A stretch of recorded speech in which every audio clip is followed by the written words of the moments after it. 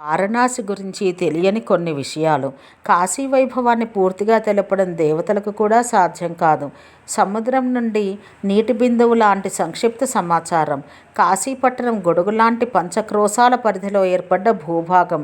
ఇది లింగం లాంటి పరమేశ్వర స్వరూపం కలిగి ధనుస్సాకారంలో ఉంటుంది. కాశీ బ్రహ్మ దేవుని సృష్టిలోనిది కాదు.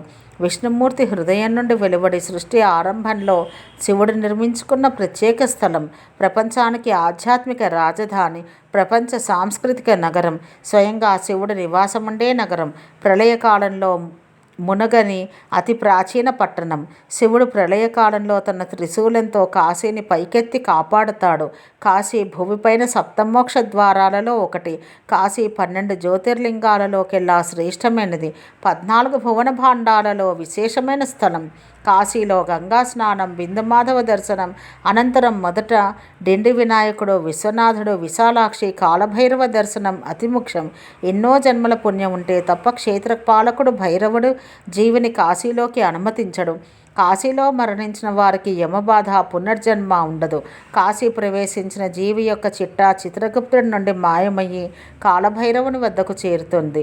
డుండి గణపతి కాలభైరవుడు పరిశీలించి యమయాతన కంటే 32 రెట్లు అధిక శిక్షలు విధించి మరజన్మ లేకుండా చేస్తాడు. కాబట్టే కాశీలో కాలభైరవ దర్శనం తర్వాత పూజారులు వీపుపై కర్రతో కొట్టి దర్శించిన వారు కాశీ దాటి వెళ్ళిపోయినా పాపాలు అంటకుండా రక్ష నల్లని కాశీదారం కడతారు.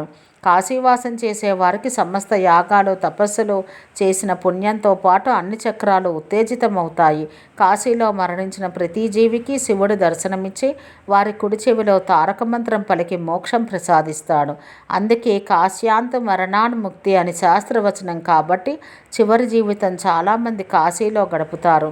మరణించిన వారి అస్థికలు కాశీగంగలో కలిపితే గతించిన వారు మళ్ళీ కాశీలో జన్మించి స్వయంగా విశ్వనాథునిచే ఉద్ధరించబడతారు. గోముఖం నుండి బయలుదేరే గంగమ్మ విచిత్రంగా దారి మళ్ళీ దక్షిణ దిశగా ప్రవహించి ధనుసాకారపు కాశీ పట్టణాన్ని చుట్టూ తిరిగి తన దారిలో ప్రవహిస్తుంది. ఎంత కరువు వచ్చినా గంగమ్మ కాశీఘాట్లను వదిలి దూరం జరగలేదు.